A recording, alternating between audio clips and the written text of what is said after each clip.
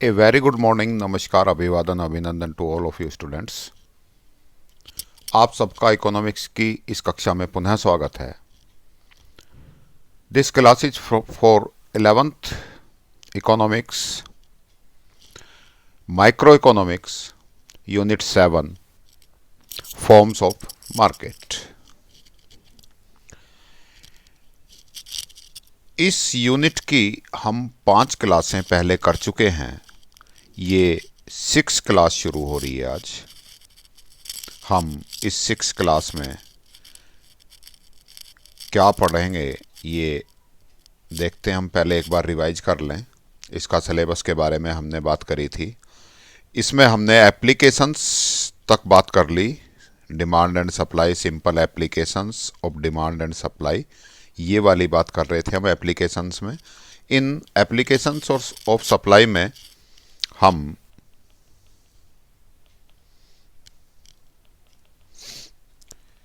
जब केवल demand, change in demand है वो पढ़ लिया था हमने। जब केवल चेंज इन सप्लाई था वो केस पढ़ लिया था हमने। अब इसके बाद जब दोनों में एक साथ डिमांड और सप्लाई दोनों में एक साथ चेंज हो तो अब क्या होगा, हम यहाँ पर कर रहे थे बात शुरू। तो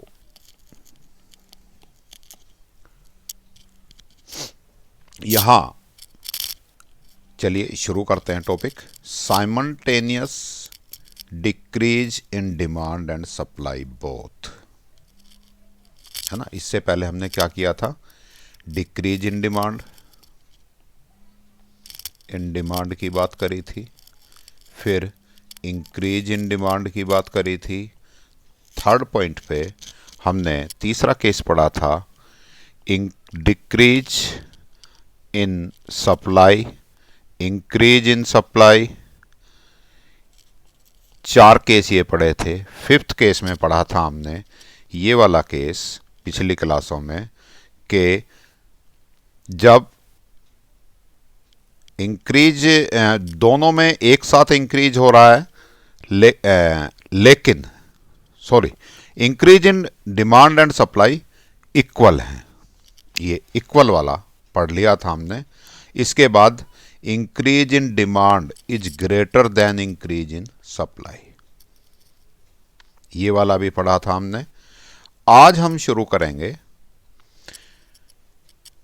decrease in demand is greater than decrease in supply. क्या हो रहा है, demand, decrease in demand greater है डिक्रीज इन सप्लाई से। देखो बेटा जी, सिंपल सी चीज़ है, डायग्राम बनाना सीख लो, सारी चीज़ें अपने आप हो जाएंगी। सबसे इसमें इम्पोर्टेंट है डायग्राम वाली बात। यदि हमारा डायग्राम ठीक बन जाता है तो फिर हमारा सब कुछ ठीक हो जाएगा। डायग्राम कैसे बनाना है, क्या है भाई, सबसे पहले हमें लैंग्वेज ध्यान से पढ़नी है कि हमें केस कौन सा शुरू करना है। Decrease in demand, decrease in is greater than decrease in supply, दोनों ही डिक्रीज हो रही हैं। Decrease in demand is greater than decrease in supply.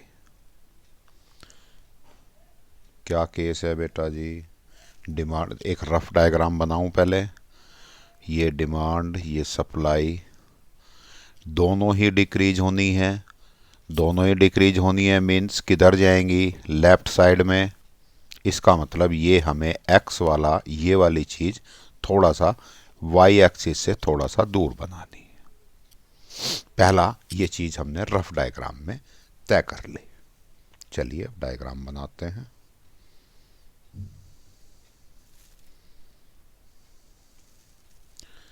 ये X axis, this is Y axis. हमें पता है ये वाला एक्स जो है हमें थोड़ा सा दूर बनाना है, क्योंकि डिक्रीज हो रहा है दोनों में ही। ये बना लिया हमने, ये डिमांड कर्व और ये हमारा सप्लाई कर्व। बात करूं, that is equilibrium price, that is equilibrium quantity Q। यहाँ पे हम लिखते थे प्राइस और यहाँ पे क्वांटिटी। ये डायग्राम तो सब में ही बनाना है, इसमें तो कुछ सोचना ही नहीं है। अब क्या करना है, सप्लाई में डिक्रीज कम दिखाना है। सप्लाई में डिक्रीज जब हमें कम दिखाना है तो हम क्या करें, डिक्रीज मीन्स लेफ्ट वर्ड आएगा ना, बहुत थोड़ा सा, लेकिन इसके पैरेलल ही लाइन होनी चाहिए।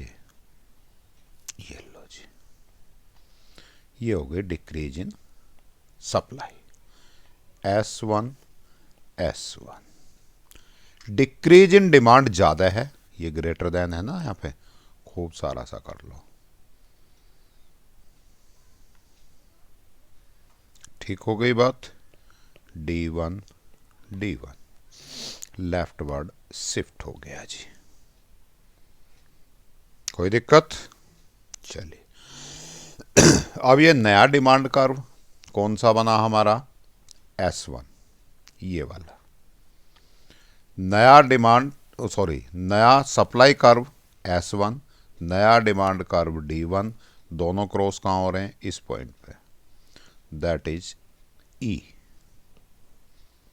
ये पॉइंट हमारा बन गया E। This is E and this is E dash, E1 कुछ भी कह लो। ये पहले बाजार का इक्विलिब्रियम पॉइंट था। इस पॉइंट से E1 से Y पे परपेंडिकुलर डालोगे P1 आ जाएगा, Q पे परपेंडिकुलर डालोगे Q1 आ जाएगा। Means P1 is new equilibrium price and Q1 is new equilibrium quantity. P1 नई संतुलित कीमत और Q1 नई संतुलित मात्रा।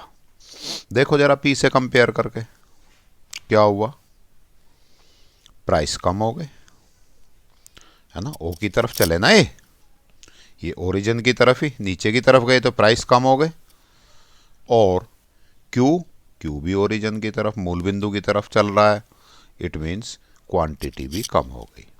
तो इसका रिजल्ट क्या आएगा बेटा जी, प्राइस भी कम होंगे, इक्विलिब्रियम प्राइस कम हो जाएंगे, इक्विलिब्रियम क्वांटिटी भी कम हो जाएगी। सबसे पहले तो हम इसके प्राइस की रिजल्ट की बात करते हैं। Equilibrium price fall from P1 to P2, वो डायग्राम के हिसाब से होगा, मीन्स फॉल्स हो गए, इक्विलिब्रियम क्वांटिटी फॉल्स हो गई, ठीक हो गई बात, दोनों कम हो गए।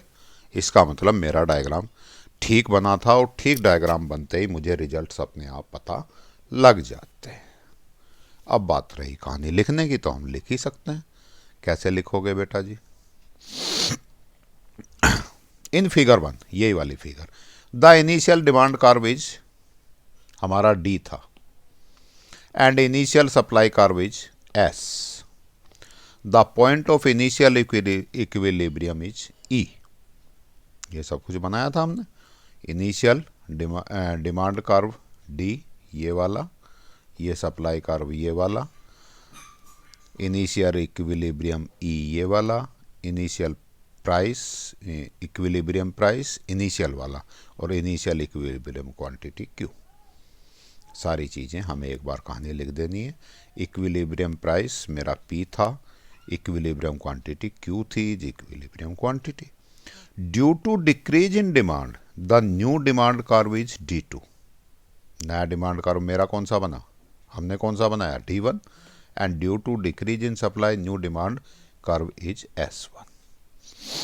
Demand has decrease more than the supply, ये हमें क्वेश्चन में दिया हुआ है। This is the situation of excess supply. Demand की डिक्रीज इन डिमांड ज़्यादा है, मांग ज़्यादा कम हो गई, सप्लाई थोड़ी कम हुई है, it means demand is dominant, ये एक तरह का केस हो गया सप्लाई जब डिमांड ज़्यादा है, ये वाला demand is greater then supply, ये वाला केस बन गया। क्या होगा, डिमांड ज़्यादा कम हो गई, इट मीन्स कुछ बायर्स सामान खरीदे बिना रह जाएंगे। बायर्स के बीच में क्या होगा, कंपटीशन, क्रेताओं के बीच में प्रतियोगिता होगी। कंपटीशन होगा किसके बीच में, बायर्स क्रेताओं के बीच में। इसका रिजल्ट क्या आता है, प्राइस क्या होते हैं, बढ़ते हैं। Sorry sorry sorry sorry sorry, सारा ही गलत हो गया बेटा जी, गड़बड़ हो गई, सॉरी। डिमांड डिक्रीज हो गई हमारी, तो इसका मतलब डिमांड ज़्यादा कम हो गई, सप्लाई ज़्यादा है, ये वाली कंडीशन है। अब जब डिमांड कम हो गई तो कुछ अनवांटेड स्टॉक्स बच जाएंगे सप्लायर्स के पास। सप्लायर जितना माल बना रहे थे उतना बिकेगा नहीं, तो कंपटीशन किसके बीच में होगा, प्रोड्यूसर्स के बीच में। प्रोड्यूसर्स के बीच में कंपटीशन क्या करता है, प्राइस को फॉल करता है। तो so price fall, due to fall in price the extension of demand. जब प्राइस फॉल होते हैं, प्राइस कम हुए, डिमांड क्या होती है, डिमांड में एक्सटेंशन होता है और सप्लाई में कॉन्ट्रैक्शन होता है, and contraction in supply. Demand extend from R to T. चलो हम इसमें बना लेते हैं डिमांड यहां से, पहले पहले कहाँ थी डिमांड, ये वाला था पॉइंट हमारा, है ना। इस पॉइंट से इधर की तरफ चलेगी डिमांड, इस पॉइंट से, ये आर और ये टी बना लिया होगा इन्होंने। And new equilibrium and supply contact from K to T. इस पॉइंट पे सप्लाई कितनी थी, ये कॉन्टैक्ट हो गई, ये E1 था, तो हम यहाँ क्या लिख देंगे, ये 2E1 और यहाँ भी E1, और टी पॉइंट जो हो गया इनके अनुसार और हमारे अनुसार E1 पॉइंट इंटरैक्शन पॉइंट। तो new equilibrium price is P1 and new equilibrium quantity is Q1। Clear हो गई बात। नेक्स्ट केस, ये हिंदी में लिखा हुआ है, सेम कहानी लिखी हुई है, ये डायग्राम है। चलिए एक डायग्राम, तुम बार बार कंफ्यूज होते हो इसलिए एक ये वाला diagram decrease in and demand and supply, इसी में से देख के बनाते हैं, नाम सेम रखेंगे अब की बार, है ना।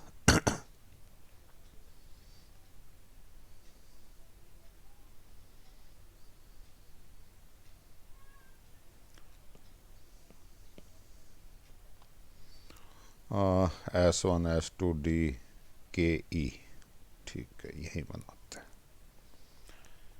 कौन सा केस है बेटा जी, केस है जब डिमांड और सप्लाई दोनों में डिक्रीज हो रहा है, लेकिन डिक्रीज इक्वल हो रहा है। ये वाई एक्स और ये एक्स एक्स, ये ओरिजिन पॉइंट दोनों में डिक्रीज होना है, तो इसका मतलब ये एक्स वाली लाइन हमें थोड़ी सी दूर बनानी है। That is equilibrium price P, that is equilibrium quantity Q, this point is E, that is S1 S1, ये D1 D1, दोनों में इक्वल डिक्रीज होना है। तो इक्वल डिक्रीज का मतलब सेम डिस्टेंस पे डिक्रीज हो रहा है, लेफ्ट वर्ड चलेगी बात, ये लो साहब, इक्वल होना है तो दोनों के बीच में डिस्टेंस भी कैसी होनी चाहिए, सेम ही होनी चाहिए। जितना एस डिक्रीज हुआ है उतना ही डी डिक्रीज करो। नहीं हो रही भाई लाइन सीधी। आप तो स्केल रख के खींच लोगे ना लाइन, तो आपको तो दिक्कत नहीं आएगी, लेकिन यहाँ तो लाइन सीधी करनी ही पड़ेगी हमें। क्या हो रहा है भाई, लाइन सीधी आनी चाहिए।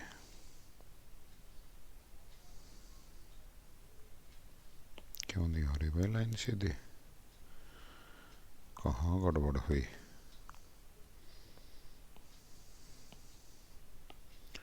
चलो खैर, अभी नहीं हो रही लाइन सीधी तो भाई छोड़ो, है ना। यहाँ तो हो रही है लाइन सीधी, फिर यहाँ क्या दिक्कत आ रही है इसे? हाँ हो गई बेटा, हुई हुआ है लाइन, फिर गई। ये लो जी, अब दोबारा से चेंज नहीं करेंगे। ये D2 हो गया, ये D2 हो गया, ये S2, ये S2। दोनों में डिक्रीज हुआ है, दोनों लेफ्ट वर्ड हो गई, सेम हुई हैं, तो इट मीन्स प्राइस भी सेम ही रहने हैं। इक्विलिब्रियम प्राइस भी सेम रहना है, लेकिन इक्विलिब्रियम क्वांटिटी तो अब यहाँ बन गई बेटा जी Q2। एक बार मैं डायग्राम में नाम देख लेता हूँ, Q1 Q2, S1 S2, ठीक है। ये K, ये E, ये वाला पॉइंट K, ये E, ये Q1, ये Q2, ये बन गई कहानी। अब देखो जरा, देखो प्राइस क्या कहानी बनती है। प्राइस में कोई चेंज हुआ, P1 भी यहीं आता, इट मीन्स प्राइस में कोई चेंज नहीं है। क्वांटिटी में क्या हुआ भाई, चेंज हो गई क्वांटिटी, क्वांटिटी डिक्रीज हो गई। चलिए रिजल्ट तो हम देख ही लेते हैं क्या कहानी है, और रिजल्ट के बाद फिर हम क्या करेंगे। संतुलन मात्रा Q1 से Q2 तक घट जाती है, इक्विलिब्रियम क्वांटिटी हो गई डिक्रीज, और प्राइस का क्या हुआ भाई, there is no change in equilibrium price. ये रिजल्ट हो गया। कहते क्या है, decrease in demand is equal to decrease in supply, so there is no emergent situation of excess demand. ना तो एक्सिस डिमांड की सिचुएशन बनी, ना एक्सिस सप्लाई की। जितनी सप्लाई कम हुई उतनी डिमांड हो गई, तो एक्सिस डिमांड भी नहीं रही और एक्सिस सप्लाई भी नहीं रही। Then third case is decrease in demand. Demand में decrease in demand less than decrease in supply. चलो इसका भी एक केस हम बना के देखते हैं, क्या कहता है ये। दोनों में डिक्रीज हो रहा है,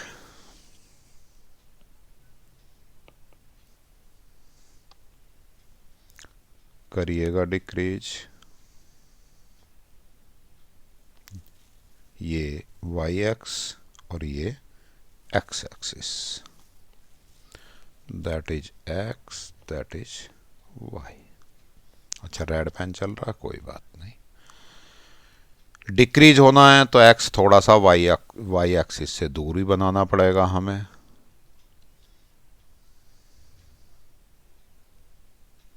ये हमारा डिमांड कर्व, ये हमारा सप्लाई कर्व।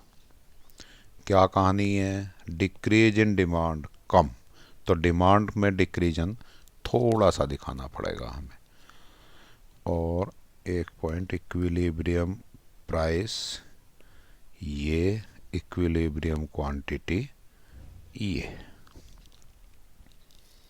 नाम एक बार मैं इसमें देख लेता हूँ क्या क्या रख रहे हैं। ये Q1 है, ठीक है, और फिर है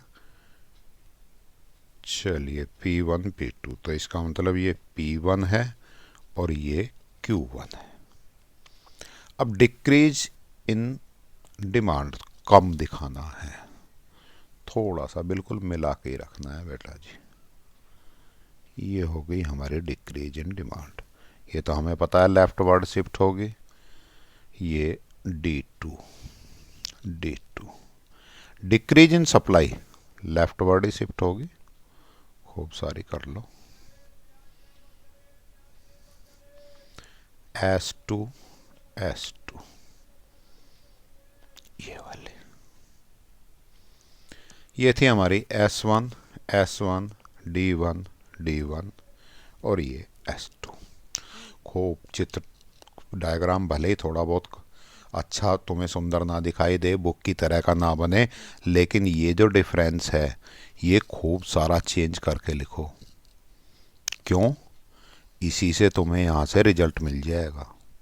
कह रहा है डिक्रीज इन डिमांड कम है, डिक्रीज इन सप्लाई ज़्यादा है, तो अब देखो जी जरा डिमांड, न्यू डिमांड कर्व कौन सा है? S2।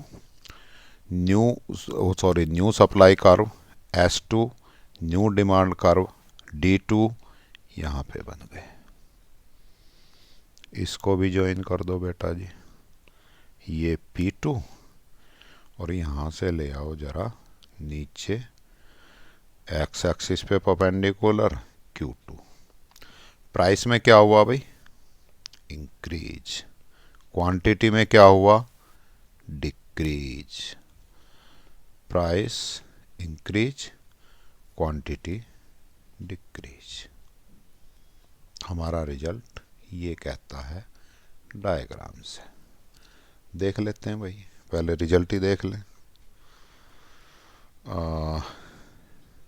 Result, equilibrium price rises, बढ़ गए, प्राइस बढ़ गए, एंड इक्विलिब्रियम क्वांटिटी फॉल्स, कम हो गई। Equilibrium quantity false.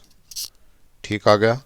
इसका मतलब रिजल्ट की हमें देखने की ज़्यादा ज़रूरत समझने की नहीं है। यदि हमने डायग्राम ठीक से एक बार समझ के बना लिया तो फिर बात बन जाएगी। जब सप्लाई में डिक्रीज हुआ तो नया सप्लाई कर्व बना S2। जब शुरू में इनिशियल इक्विलिब्रियम पे ये वाला पॉइंट था सप्लाई का, और इनिशियल पॉइंट पे डिमांड का, न्यू डिमांड कर्व का ये पॉइंट, तो ये डिफरेंस क्या क्या कहानी बनी भाई? सप्लाई कम हो गई, सप्लाई तो इतनी से इतनी रही और डिमांड इतनी हो गई। इसका मतलब ये केस हो गया demand is more than supply. Demand is more than supply में क्या मतलब हुआ? डिमांड बढ़ गई। किसके बीच में कंपटीशन होगा? बायर्स के बीच में। चलो देखते हैं एक बार यहां से। In figure D1 is the initial demand. ये मैं इसलिए पढ़ता हूं कि तुम्हें पता लग जाए कैसे कैसे लिखना है। D1 इनिशियल डिमांड थी। S1 is the initial supply curve. S1 initial supply curve ये वाला, D1 ये वाला। E is the point of initial equilibrium. E is the point of initial equilibrium, ये वाला पॉइंट। चलिए जी, इक्विलिब्रियम प्राइस कौन सा? P1, यहीं पे लिख रहा हो। P1 is equilibrium price and Q1 is equilibrium quantity. Q1 is equilibrium quantity. Due to decrease in demand the new demand curve D2, देखो जरा, decrease in demand D2, and due to decrease in supply due to new supply curve is S2, and due to decrease in supply new supply curve is S2। Decrease in supply is greater than decrease in demand. Supply में decrease ज़्यादा है, demand में कम है। It means अब कौन सी बड़ी रह गई? डिमांड रह गई। It is a situation of excess demand. ये हमने यहीं पे बताया। डिमांड ज़्यादा है अब मार्केट में ये चेंजेज होने के बाद, तो ये एक्सेस डिमांड। एक्सिस डिमांड की कहानी क्या कहती है? बायर्स के बीच में कंपटीशन होगा, और बायर्स के बीच में जब भी कंपटीशन होता है तो प्राइस क्या कहते हैं? बढ़ जाते हैं। यही बात लिखी होगी। So there is a rise in the price due to rise in price there is contraction, price में राइज होगा, प्राइस राइजेज होंगे, बढ़ेंगे, तो डिमांड क्या होती है, किसी भी चीज़ की कीमत बढ़ेगी तो कहाँ डिमांड कम हो जाती है, सप्लाई क्या होती है, बढ़ जाती है। Due to rises in price there is contraction in demand and extension in supply. Demand contract from K to T. अच्छा, नया पॉइंट इन्होंने न्यू पॉइंट बनाया, इक्विलिब्रियम पॉइंट टी, और डिमांड ये वाली, ये पॉइंट के, तो के टू टी ये कॉन्ट्रैक्ट हो गई, सप्लाई इंक्रीज हो गई from, supply extend from point R to T, इस पॉइंट का नाम इन्होंने आर रख दिया। ये के था, के से टी तक कॉन्टैक्ट हो गई क्योंकि इधर चल रही है, लेफ्ट हैंड की तरफ चल रही है, और ये राइट हैंड की तरफ चल रही है, तो ये एक्सटेंड हो गई। New equilibrium at point T because D2 and S2 intersect at each other at this point. यहाँ पे इंटरसेक्ट कर ही रहे हैं ये S2 एंड D2, तो ये पॉइंट T हो गया। क्लियर हो गई बात? चलिए जी, अब ये आपके कितने केस हो गए बेटा जी? बहुत बहुत सारे, 12-13 केस हो गए। बताऊं, 3 केस तो ये कौन से, डिक्रीज इन डिमांड, दोनों डिक्रीज हो रहे हैं, डिमांड सप्लाई एक साथ। इसमें डिमांड ज़्यादा डिक्रीज हो गई, डिमांड और सप्लाई इक्वल डिक्रीज हुए हैं। इसमें डिमांड और सप्लाई, डिमांड कम डिक्रीज हुई, सप्लाई ज़्यादा डिक्रीज हुई। ये हो गए एक साथ होने में डिक्रीज वाले। जब डिमांड और सप्लाई दोनों एक साथ बदलती हैं, एक साथ डिक्रीज होती हैं। 3 केस ये हो गए बेटा जी। 3 केस हो गए आपके जब डिमांड और सप्लाई एक साथ इंक्रीज होती हैं, ये वाले जो हमने पहले पढ़े थे, बिल्कुल same. Demand, increase in demand more than increase in supply, इसके सबके डायग्राम बनाए हैं हमने। Increase in demand is equal to increase in supply, increase in demand is less than increase in supply. 6 case हो गए। 6 केस के बाद हमने देखे थे बेटा जी 2 केस इंक्रीज इन सप्लाई के। 2 केस कितने हो गए? 8। 2 केस हो गए डिक्रीज इन सप्लाई के, वो भी मिलेंगे तुम्हें, ये रहे। अच्छा, इंक्रीज इन डिमांड के 10, और बेटा जी 2 और 2 4, 14 केस हो गए। टोटल केस 14 है। देख लेना, सारे नोट्स निकाल के इन 14 केसेज की आप ठीक से एक बार बेटा जी इनकी प्रैक्टिस कर लेना, समझ लेना, है ना। टोटल 14 केसेज हैं, नहीं तो बात बनेगी नहीं। चलिए जी,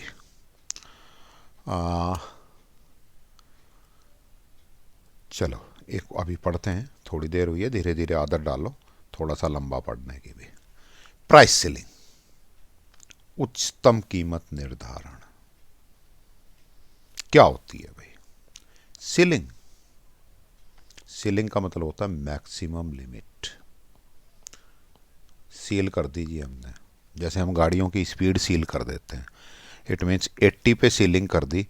इट मीन्स आप उस सड़क पर 80 से, उस हाईवे पर 80 किलोमीटर पर आवर से ज़्यादा स्पीड पे गाड़ी नहीं चला सकते। That is the ceiling. यहाँ से मीनिंग समझा जा सकता है, हमारी सीलिंग तो कुछ और है, लेकिन हमने एक एग्जाम्पल से समझी है बात। Ceiling means maximum limit. Price ceiling, ceiling के साथ क्या लग रहा है? प्राइस। इसका मतलब मैक्सिमम प्राइस हो गया। Maximum price of A commodity that the seller can charge from the buyers. वो मैक्सिमम प्राइस जिसको कोई भी सेलर, विक्रेता किसी क्रेता से ले सकता है। This is price ceiling. कैसे होती है अभी समझेंगे। Often government fix this price lower than the equilibrium market price. अभी तक हमने पढ़ा था कि कीमत किसी भी कमोडिटी के, किसी भी गुड्स के, सर्विस के प्राइस कौन डिसाइड करता है? Market force. मार्केट फोर्स कौन कौन सी होती हैं? डिमांड एंड सप्लाई, मांग और पूर्ति।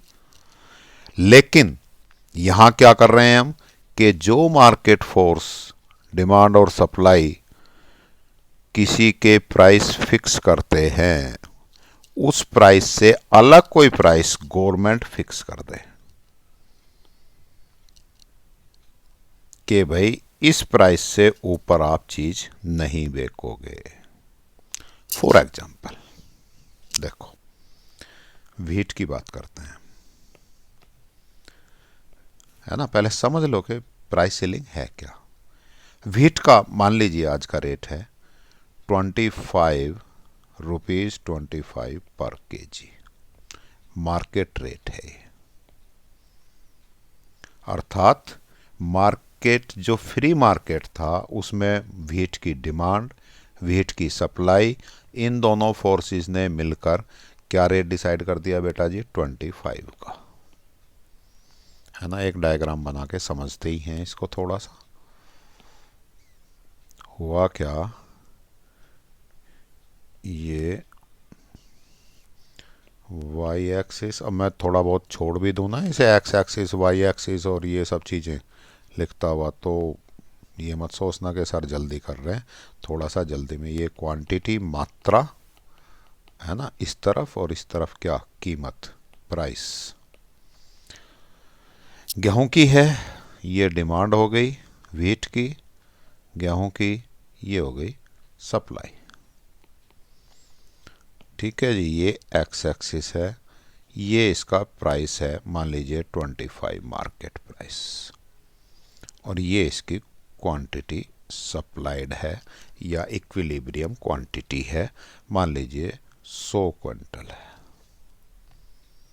ठीक हो गई बात बेटा जी। ये डिमांड कर्व, ये सप्लाई कर्व। अब कहानी क्या होती है, क्योंकि गेहूं, व्हीट एक ऐसी वस्तु है जो आवश्यक है जीवन के लिए, विशेषकर हमारे नॉर्दर्न इंडिया में तो जरूरी है। हर आदमी को, गरीब हो अमीर हो, रोटी तो खानी है।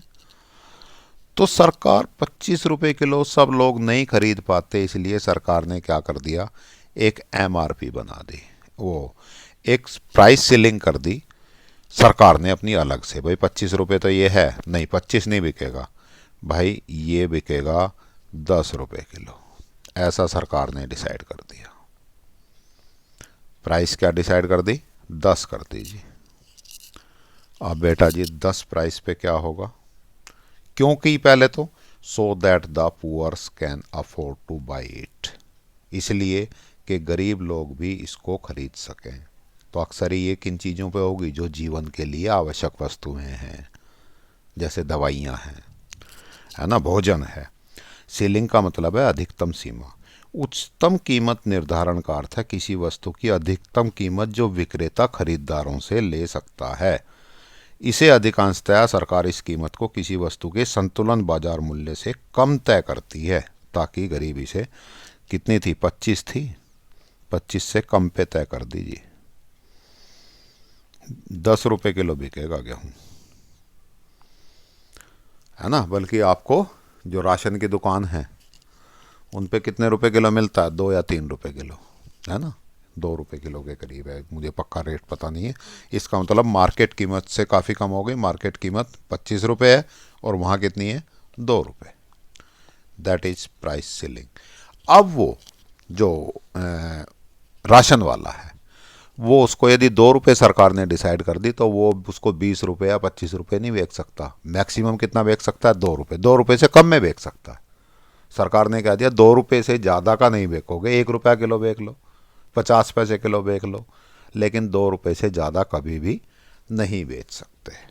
तो दैट इज प्राइस सीलिंग।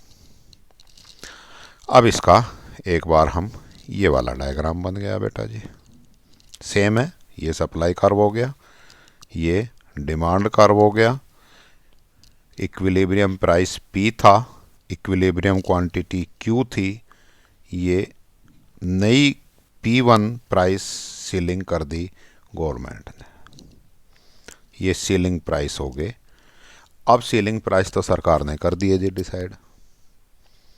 इससे अब समस्या क्या आएगी? हाँ, एक बार अभी समस्या पढ़ेंगे। भारत जैसे विकासशील देश में जीवन रक्षक वस्तुएं जो जीवन बचाती हैं, जैसे अनाज, जीवन रक्षक दवाइयाँ आदि, अक्सर अत्यधिक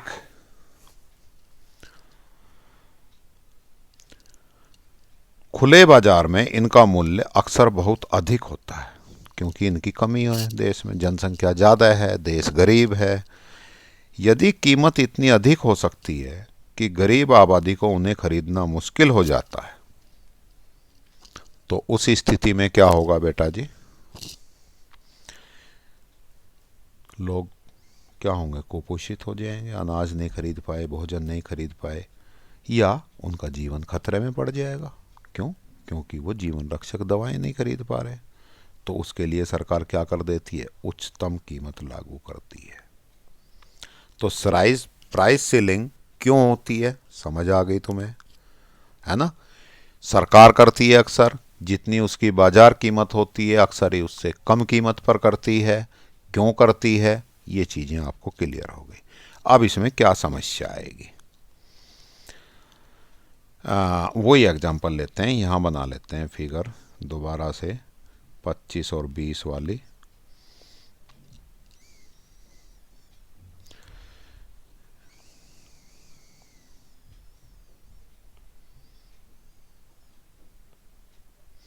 ये प्राइस था मेरा 25, इतनी क्वांटिटी थी। सरकार ने डिसाइड कर दिया बेटा जी कितना? 15 रुपये पर केजी। ये एग्जांपल में लेते हैं। ये हो गया मेरा प्राइस सीलिंग। ये सप्लाई थी, ये डिमांड थी। अब क्या हुआ? अब मार्केट में रेट क्या बन गए बेटा?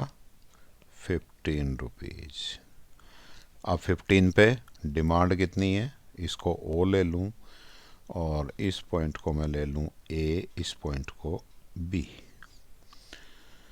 तो ये वाली इतनी, यहाँ से एक परपेंडिकुलर डाल लूँ, एक परपेंडिकुलर यहाँ डाल लूँ, Q1 Q2 ओ Q1 तो मेरी रह गई सप्लाई।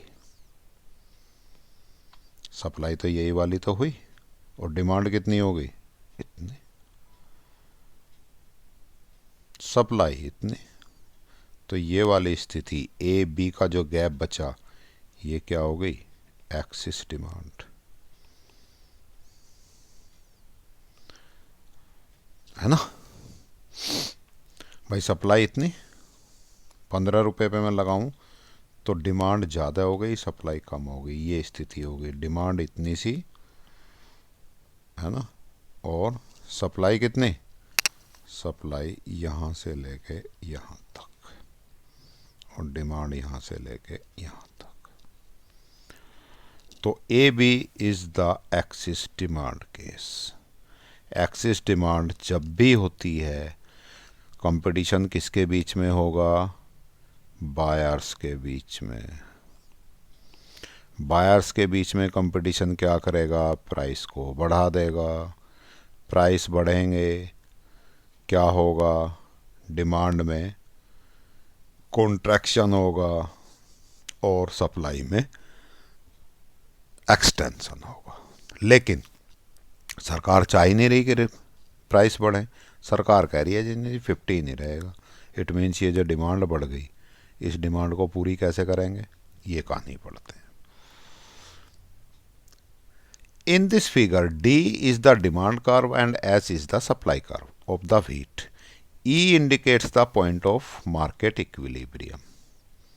ये वाला बेटा जी, है ना, ये वाला।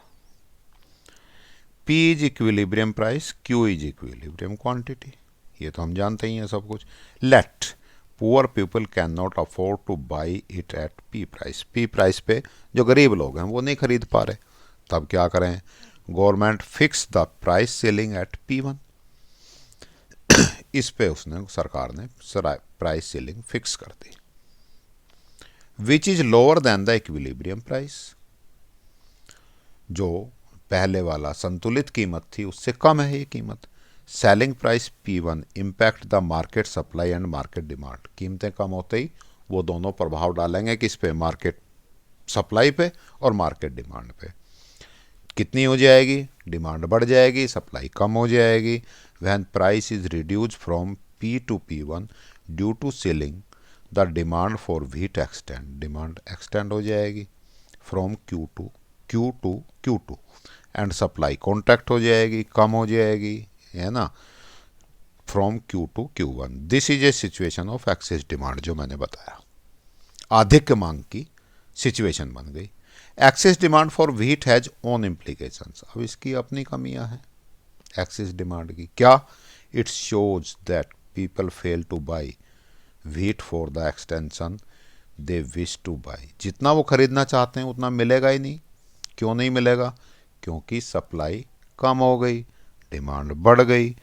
टू सोल्व दिस प्रॉब्लम, इस प्रॉब्लम को सोल्व करने के लिए each person is allocated a fix quota, क्योंकि जितना वो खरीदना चाहते हैं उतना नहीं मिल पा रहा उन्हें, प्रॉब्लम आ रही है बाज़ार में। तो उन्होंने क्या किया, सरकार ने इस प्रॉब्लम को सोल्व करने के लिए उनका कोटा फिक्स कर दिया। हर परिवार को 1 महीने में 20 किलो गेहूँ मिलेगा, फिक्स कर दिया। कोई कहे जी मुझे तो 50 किलो चाहिए, नहीं मिलेगा भाई इस रेट पे। Wheat at the ceiling price, आप इस सीलिंग प्राइस पे 20 किलो ही गेहूँ खरीद सकते हो। ऐसे ही चावल का कर दिया, आप राशन की दुकान पे देखते हैं आपको कोटा फिक्स होता है आपका, तो वो फिक्स कोटा कर दिया सरकार ने इस समस्या को हल करने के लिए कि डिमांड ज़्यादा है और सप्लाई कम है।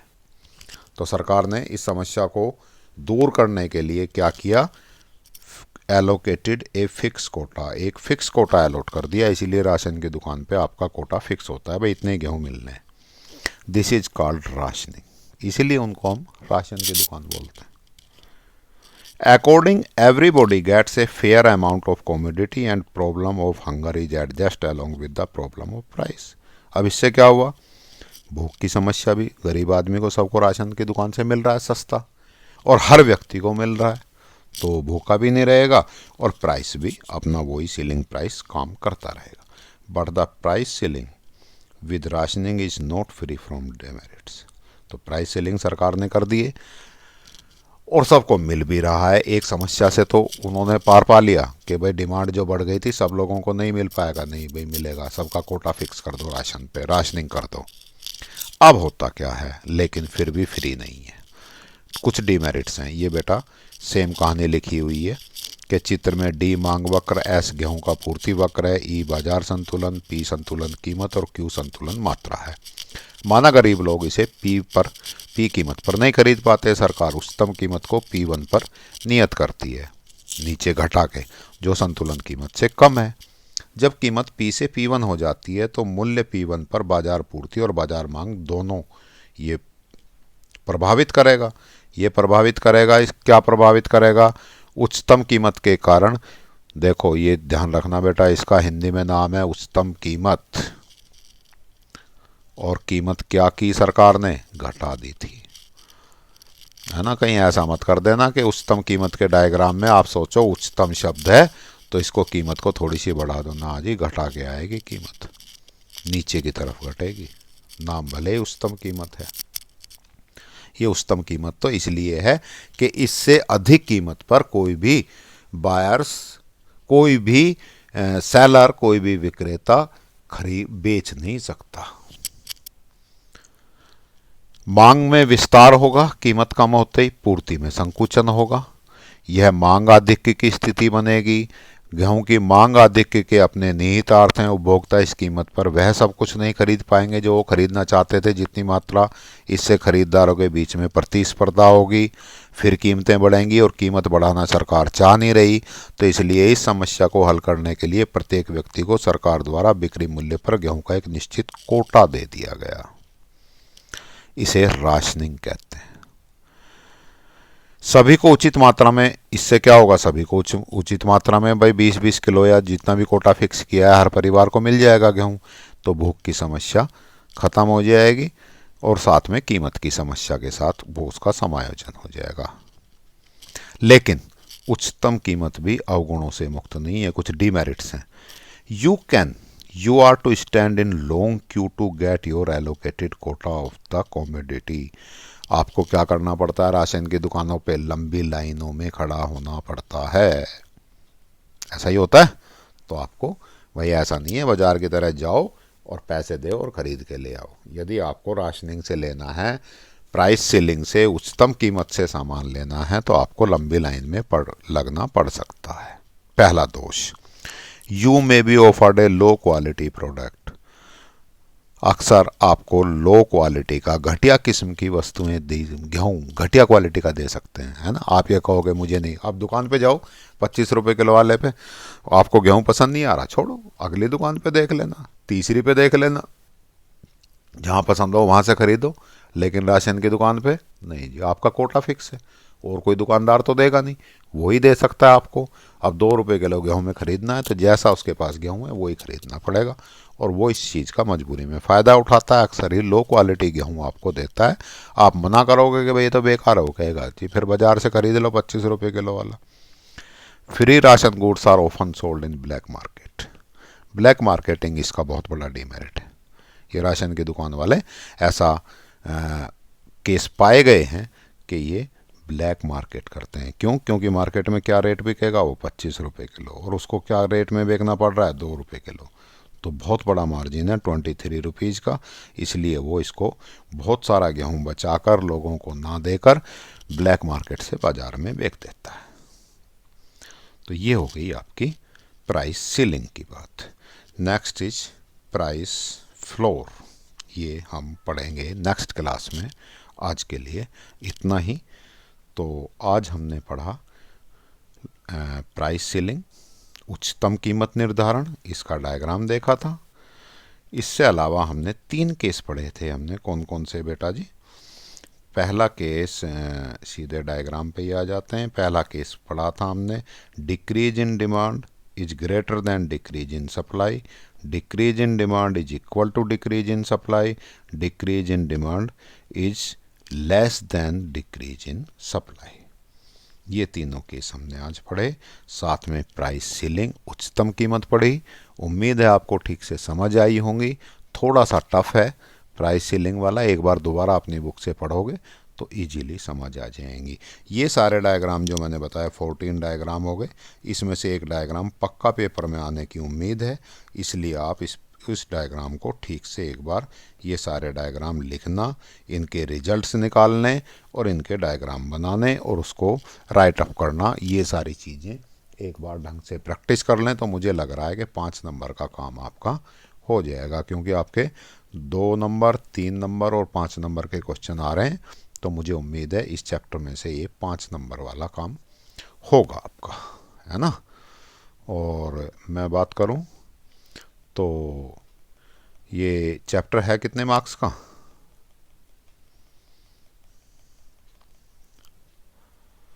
बोलो कितने मार्क्स का है?